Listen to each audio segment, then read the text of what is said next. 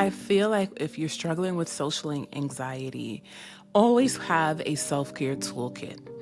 And I always tell people self-care is a prevention strategy. It is not a crisis response.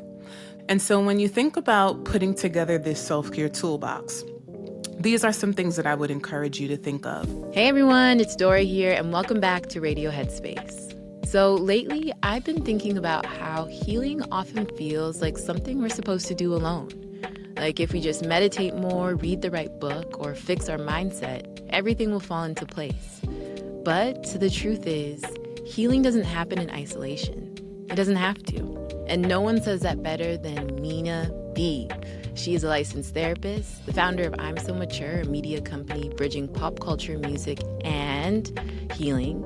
And she's also the author of Owning Our Struggles, which is all about the power of community care in our healing journeys. So today, we are getting to the root of loneliness, how social media distorts our idea of connection, and why true healing requires community, even when that's hard.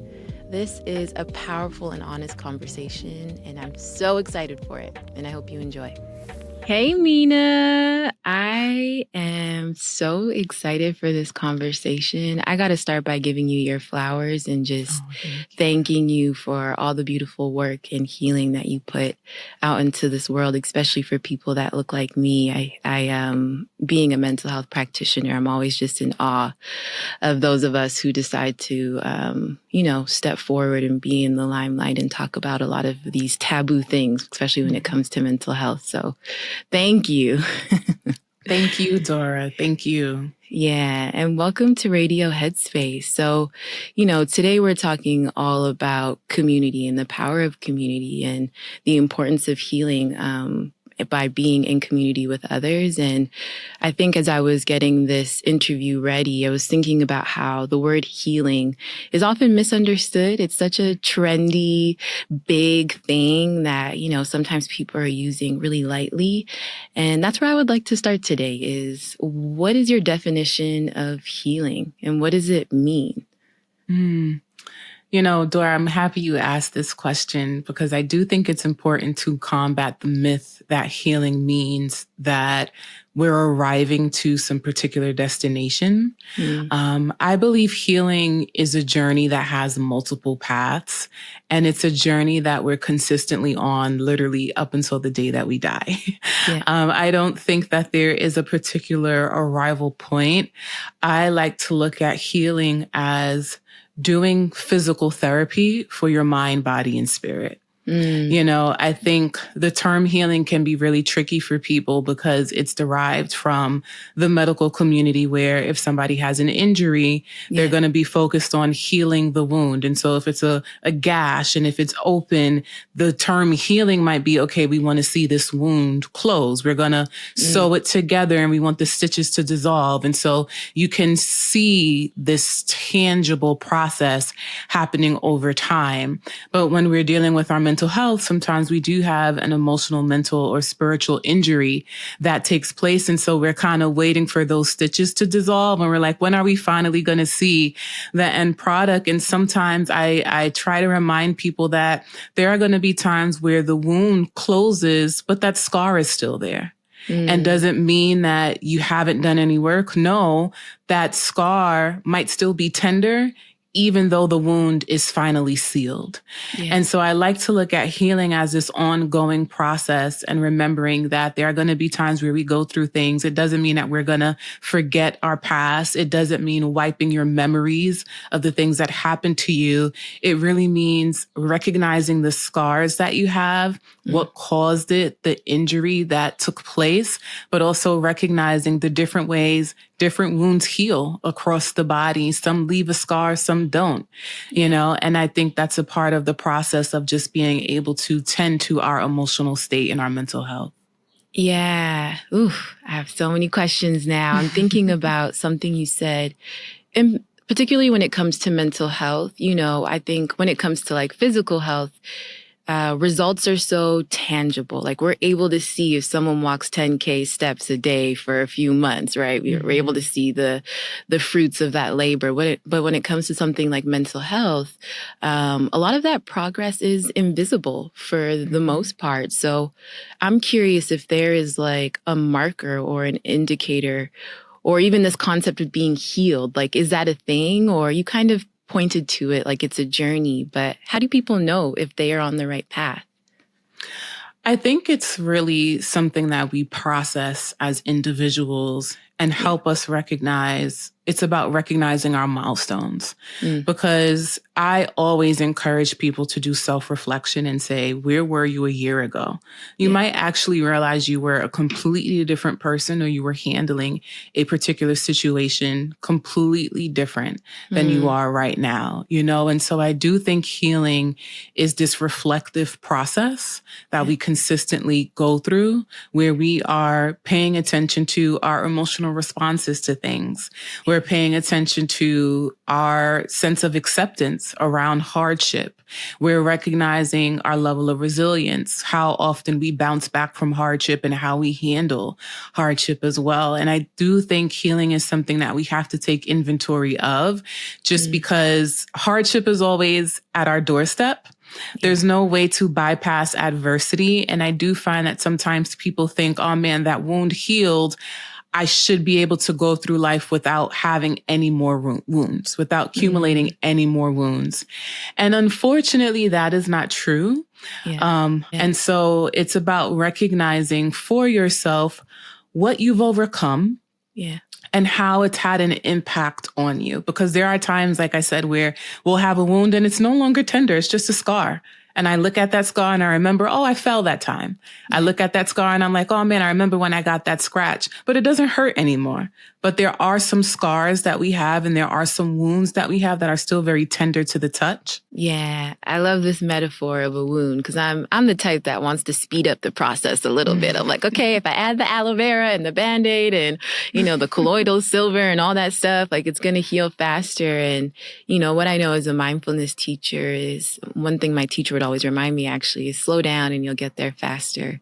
And I think that applies to healing work in general. And I know people will want to know this, but how do we go about tending to the wound? What are ways that people can start to heal if they're new to this?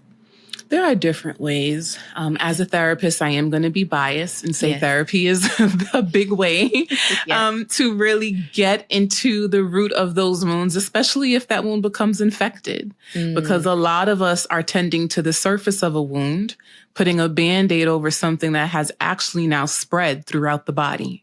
And now you need a deep surgery, or you need to really cut deeper to really understand what formed this wound, and the different ways that the infection has spread.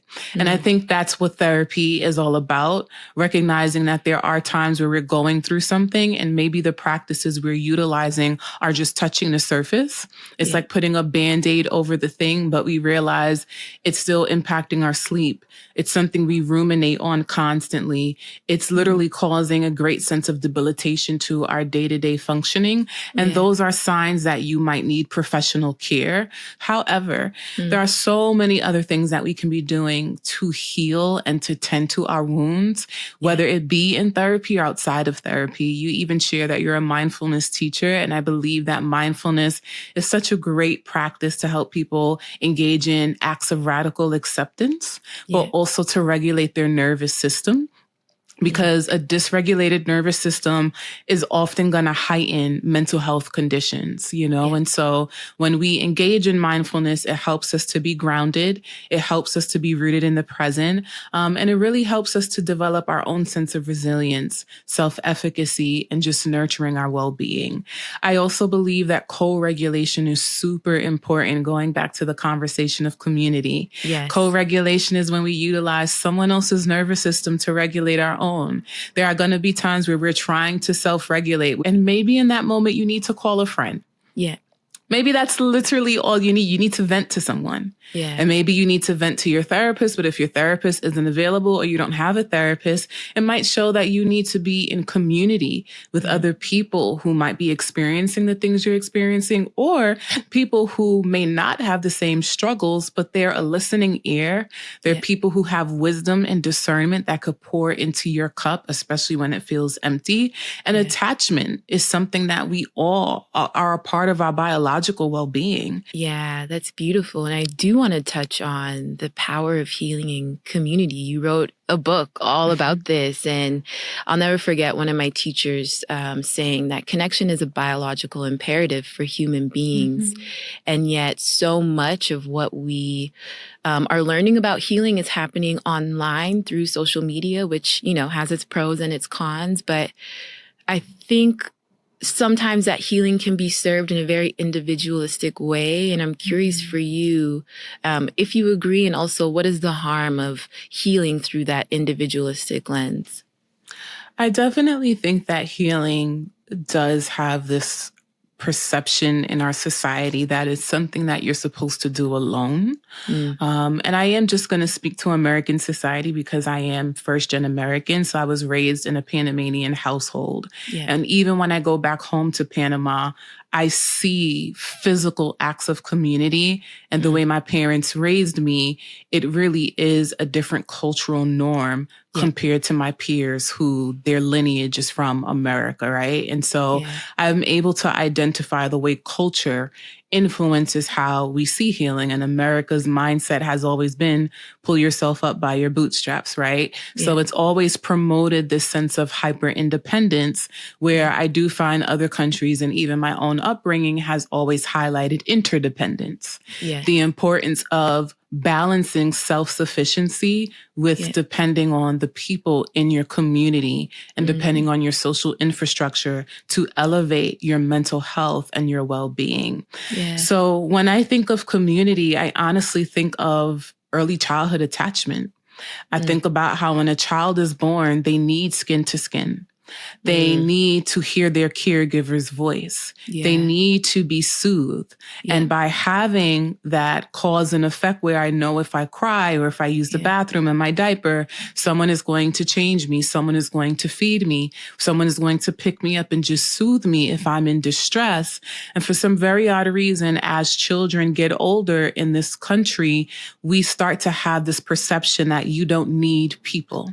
And I do understand, especially in a line of work that I do, a lot of that comes from trauma.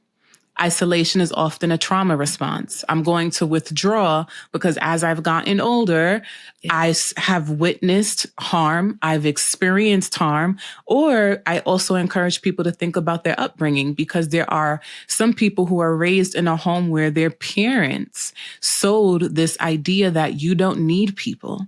You don't need friends. People will hurt you.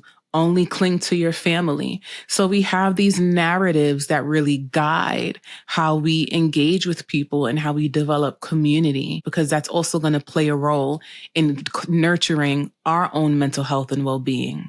Yeah. I was listening to an interview that you had done a few years ago, and you had mentioned how healing doesn't happen in a vacuum. I think oftentimes, you know, we could read all the books and do all the trainings and workshops in our room. And then as soon as you get outside, it's like you're mean to the lady at the grocery store and the person that cut you off. I'm wondering if you can speak more to that. Like, how can we, or what is the importance of putting our healing into practice, and how can we start to do that? Well, it kind of goes back to, as I said before, when it comes to early childhood attachment, right? Think about how a child has needs that a person has to meet. That child can't meet those needs on their own. And so it's about understanding that as we continue to move through life, there are going to be needs that we have that we only can get those needs met through our interpersonal relationships. And when I say that healing doesn't exist in the vacuum, I say that we are healing so that we can learn how to integrate into society and build healthy social support systems, because relationships drive society. And I do find that there are a lot of people who are actually healing wounds that were caused by people. And it can be really easy to say, this person left a wound, this person left a wound, that person left a wound. So therefore, I'm going to isolate myself. But even in that deep isolation, there's this desire and this need for connection. So I think it's really important for people to recognize that, one, we are community members. When we say we want community, we also participate in community, because I think it's easy to say, I want this thing from others without recognizing how am I also contributing to the community around me and contributing to the community that I want. And we bring our full selves to community, which means if I'm a very anxious person, I might bring that anxiety into communal spaces. We see a lot of main character energy because we see how people are deeply wounded by others and how those behavioral traits now come to the surface and manifest the way they engage with other people. So when we want community and we want to be connected to others, the first thing that we need to do is ask ourselves, what am I bringing to community? And we need to be asking ourselves, how am I contributing to my community? And if I want love, if I want care, I want nurture, am I also participating in giving that? Am I engaging in reciprocity, respect, vulnerability? Because those are the core pillars of what makes a community healthy. And when we don't have those things, then we can see more of a fragmented society. Yeah. Ooh, that's juicy. I want to take it back to social media, because something I've recognized is, the impact of parasocial relationships online, but also this idea that sometimes proximity equates to community. So I'm curious then, how can people start to build genuine relationships and community if all they have been doing is just being online? Yeah. So that's a really good question. I think pseudo community is something that's happening a lot nowadays with the rise of social media, but also with the rise of AI and utilizing ChatGPT, for example, as your therapist or even as a friend, or sometimes for people as a partner. Right. So we see this rise of people yearning for connection, but there's some sort of disconnect or barrier there that is interfering with their ability to connect in real life with people. So when I talk to people about community, I utilize a framework because I don't believe community has a particular definition. I believe that it is a framework that we engage in. And the framework that I utilize is something called your circle of support. And within your circle of support, you have 4 different domains. The first domain is your circle of intimacy. I like to think of that circle as the people that you can be your most vulnerable self with. Those are the friends that when they come over, you're like, well, there's dishes in the sink, there's dust on the windowsill, I'm not cleaning up, you're allowed to see me at my worst. I don't need to hide. And so that is your circle of intimacy. But then that circle expands now into your circle of friendship. I think it's really important for us to realize that when we talk about friendship, we are talking about people who you have relations with, but those relations can run on a spectrum. So the way I show up for my best friend who actually exists in my circle of intimacy might be different for somebody that I just consider an acquaintance who falls within my circle of friendship. There's a difference in how I show up. Even my energetic capacity might look different, because there are times where I don't have the energy to answer the phone if it's an acquaintance. But if my best friend is calling, I feel a spike of adrenaline. And I'm like, oh, okay, what she want? Right? Like, what we about to talk about, right? There's a different input and output. Right. And so I think when we embrace that there are people that we meet that can fall in different areas of our lives and serve different purposes, it allows us to actually feel less lonely. Because there are a lot of people who are thinking to themselves, I have to meet a best friend at every event that I go to. And we have to enter spaces thinking first, what connections can I make? Because friendship comes from connection. The connection has to be there first. However, friendship starts to evolve when we engage in vulnerability, but also frequent exposure of each other. So the more we frequently engage with one another and the more we deepen intimacy and through vulnerability with one another, that is how friendship is actually formed.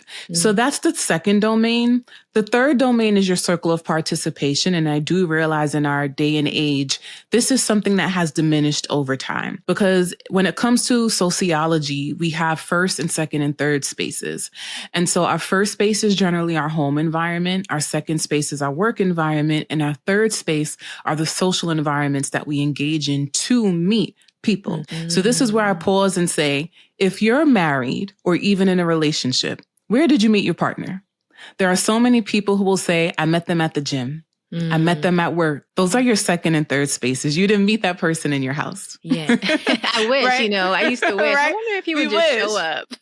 Exactly. They didn't just come knock. If it was the mailman and it worked out, that is a beautiful love story. Yeah. Right? Yes. But that's not the common story. If we all think about our relationships, whether it be friendships or our romantic partners, we can think about places that we were in, whether it be our second space or our third space, that allowed us to meet these community members.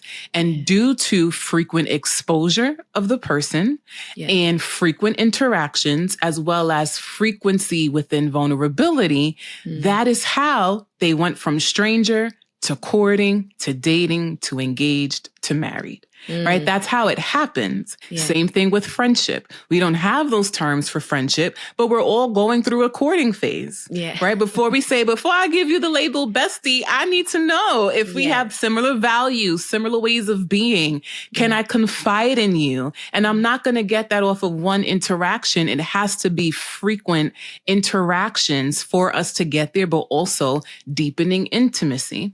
So I really feel that we have to pay attention to those third spaces and our circle of participation, because that is where a lot of this is happening. That is where connection happens. Yeah. And there are ways that we can connect with people who have similar values as us or even similar interests, because I say, don't just go to a bar and expect to meet a friend. Yeah. If you love reading books, figure out if there's a virtual book club or an in-person book club. Yeah. If you play a sport, figure out if there's some sort of sport activity in your neighborhood. And then the last domain is your circle of exchange, which basically means our paid and professional networks. Yeah. I even think about the fact that I've been seeing my hairdresser for 15 years. Yeah. When I go to my hairdresser, we kiki, we ha-ha, we have a good time. She knows all my business. And guess what? Before I leave, I still have to pay her. Yeah.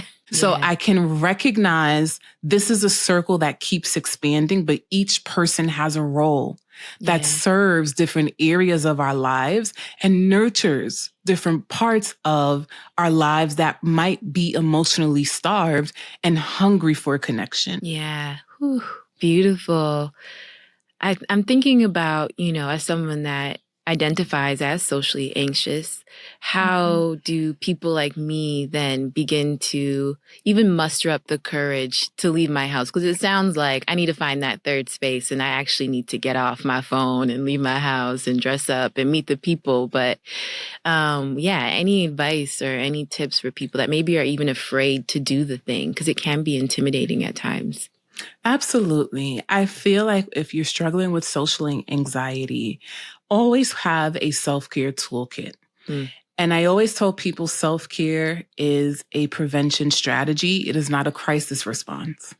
So ensure that you're utilizing coping skills on a regular basis. Yeah. Don't just wait until you say, well, there's an event happening on May 3rd and I'm going to wait until May 2nd to get myself together. Start building yourself up, because after May 3rd, there might be other things that you want to continue to do. Yeah. And so when you think about putting together this self-care toolbox, these are some things that I would encourage you to think of. First, I really like to have my clients write out a hard truth list. And what that is that it's a reflective exercise where you start to think about all the cognitive distortions that you have. And what that means is thinking errors. So thinking errors could be making an assumption. I assume that when I get there, everyone is going to judge me. A hard truth might be, no one's actually paying me attention. True. No one's actually giving me the attention that I think that I'm giving myself. Yeah. Right? Because sometimes we have to challenge our belief systems. Because what's happening is when you have social anxiety, there is this anxiousness attached to perception. You believe that if you walk into this space, people are going to judge you. People are going to criticize you. And so by writing out a truth, a list of hard truths, what you're literally doing is challenging yourself. And you're saying to yourself, I need to challenge the discrepancy in my thinking. So if my mindset is I'm going to go and people are going to judge me, what would it also look like for me to realize that people aren't thinking about me the way that I think about myself? Yeah. So that is the first thing. Yeah. The second thing I encourage people to do is think about what activity you're going to do and ask yourself, what is your time limit and what is a sign to yourself that you're going to utilize to help you think, I need to maybe go home right now. Yeah. So you can go to this event just because the event is from 6 p.m. to midnight doesn't mean you have to show up on time and leave at midnight. Okay. So ask yourself, if I know that being in social settings are new for me and it's a little hard, what if I went from 7 p.m. to 8:30? And when I get there, what are some signs that I can pay attention to that will help me realize, actually, I need to shorten this window? Some signs could be that my nervous system feels really, really dysregulated. Sometimes that looks like I'm in a freeze mode where even though I'm here, I'm kind of disassociating. So it feels like I'm not here. It's also okay if you need to maybe pause and go outside, do some breath work, get some fresh air before returning back into an environment. So those are some things people can be thinking about and planning in advance. But also when you get to whatever the function is, if you find that, your body needs some coping strategies, those are some things you can do in real time as well. Yeah. Thank you so much. If I had my notepad here, I'd be writing this down. I love, using it as a preventative tool because I think for many of us, we just show up at the event hoping that it's going to go well. And then it's like, okay, my body, that fear system has just taken over and I don't know what to do next. So thank you so much for that. I want to close with this beautiful thing that you have just birthed into the world, which is I'm So Mature Media Company. And maybe just share a little bit more about that and your intention behind it. Yeah. So I'm So Mature is a media company that bridges pop culture, music, and personal healing. And so what we do is we explore how art and entertainment can be forms of healthy escapism that help us on our journey of self-discovery and emotional growth.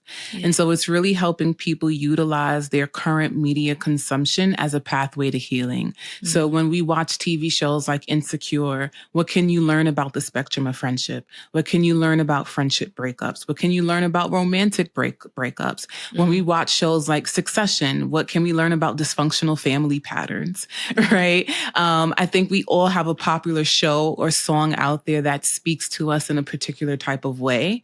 And it's really all about highlighting how we can utilize art and entertainment as forms of healthy escapism that help us with mitigating burnout, mitigating stress, and also increasing the different forms of play that we utilize. And I do find that when we talk about the concept of healing too, sometimes people feel like in order for me to get out of this funk or in order for me to combat these mental health conditions I have to be on medication. I have to see a therapist. I have to read every self-help book that comes out. But there's so much beauty in art and entertainment that can actually help you replenish joy in your life. Think about how when we rewatch TV shows, that actually is a way to regulate the nervous system because it's giving your body something familiar and it's helping you regulate. So there's actually a purpose behind why we like to watch Office episodes over and over and over again, right? Yeah. It's not just that it's funny, it's familiar and it's helping to also manage things like cognitive load. When we're burnt out, we don't want to add another task to our plate. Sometimes I don't want to know if that new season of White Lotus is going to be good. I just want to watch something that I already am familiar with. And so that is why I birthed I'm So Mature, because I really wanted to bring play and joy back into healing, because I do believe a lot of people feel like this is rigid work and there's only one way to do it. And I believe that we can tap into our inner child and utilize play and engage in art as a medium that can really help us grow as people. I love that. I think, we talked a little bit about how social media can be negative at times, but I love how you're showing this other side of it of, maybe watching those episodes of Sex in the City or Girlfriends. That's what I'm watching right now. I'm like, I do feel good. So it's cool that I'm also regulating my nervous system and how that can be used as a joy practice because oftentimes social media isn't seen in that light. So thank you so much. Again, thank you so much for all the work that you're doing to, create a healthier and happier world for everybody. Thank you so much, Dora. Yeah. And lastly, where can people find you? So they can find me on social. My handle is Minaa B, MINAA_B. You can also find my newsletter, I'm So Mature, on Substack, where you can subscribe. I also have a podcast, Mindful with Minaa. You can listen to it wherever you find your podcast. And if you also want to find other ways to connect with me, you can always just head to my website, which is MinaaB.com. Beautiful. Thank you, Minaa. Thank you. Take care.